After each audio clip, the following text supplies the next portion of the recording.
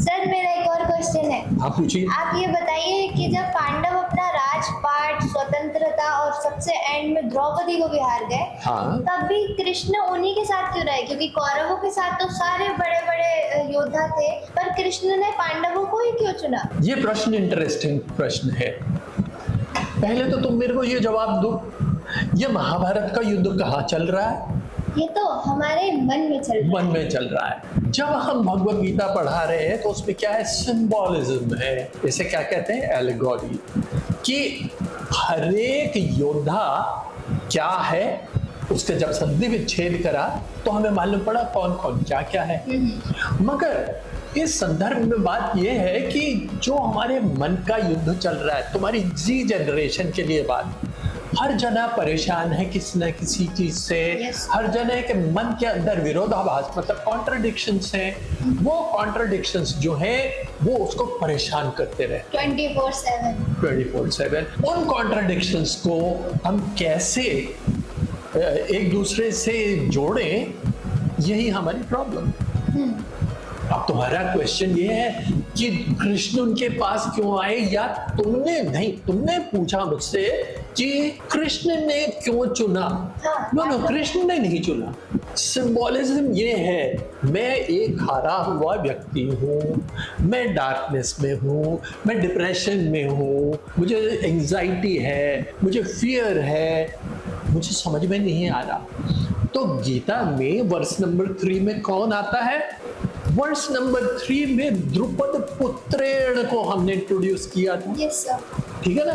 द्रुपद पुत्रेण को हमें, द्रुपद पुत्र जो है वो क्या डिनोट करता है? He denotes Divine awakening. Divine awakening. इसका मतलब जब आप स्टेट ऑफ डिप्रेशन में हैं, जब आप डार्कनेस में हैं, जब आपने रीजनिंग एंड लॉजिक को खत्म हो गई है आपके पास, तब क्या होता है? बोले मैं कुछ नहीं कर सकता, डिप्रेशन, एंजाइटी सब कुछ आ जाता है। सब कुछ आ जाता है। At that time what do you, who can take you out?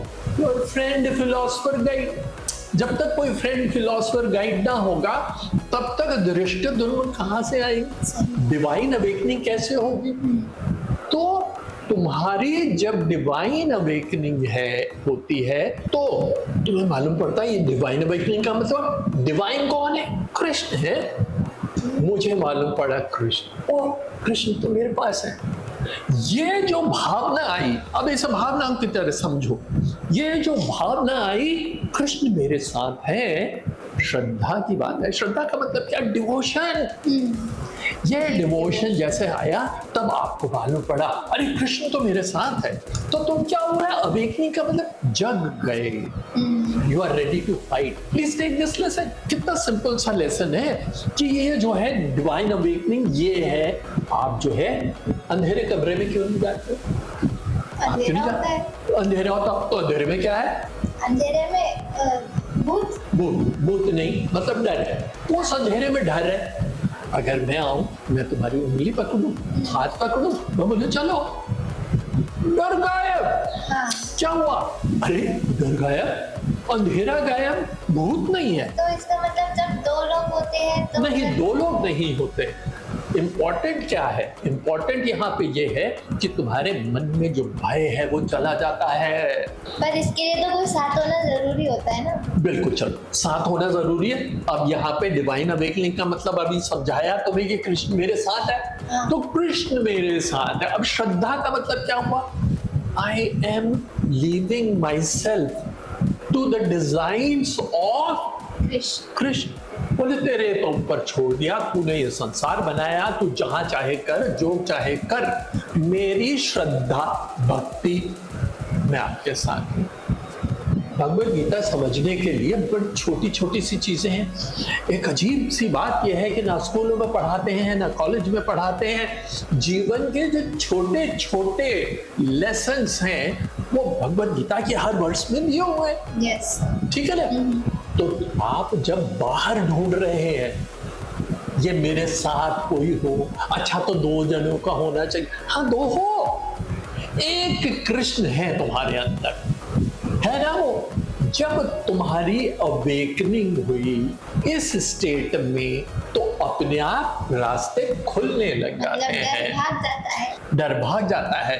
तो हर वर्ष में आपको कुछ ना कुछ मिल रहा है, ठीक है ना? यस सर, मुझे तो पूरा अच्छे से समझ में आ गया कि हम सब के अंदर कृष्ण है और हमें कभी भी डरना नहीं चाहिए, हमेशा फाइट करना चाहिए। और अगर मेरी जनरेशन के बच्चों को समझ में आता है तो ये शेयर करना बड़ी जनरेशन के बच्चों को, और अगर बड़ी जनरेशन के बच्चों को समझ में आता है तो वो छोटी जनरेशन के बच्चों को समझ शेयर करना। हाँ ठीक है, बहुत अच्छी बात एंड है। Please like, comment, share and subscribe to our channel.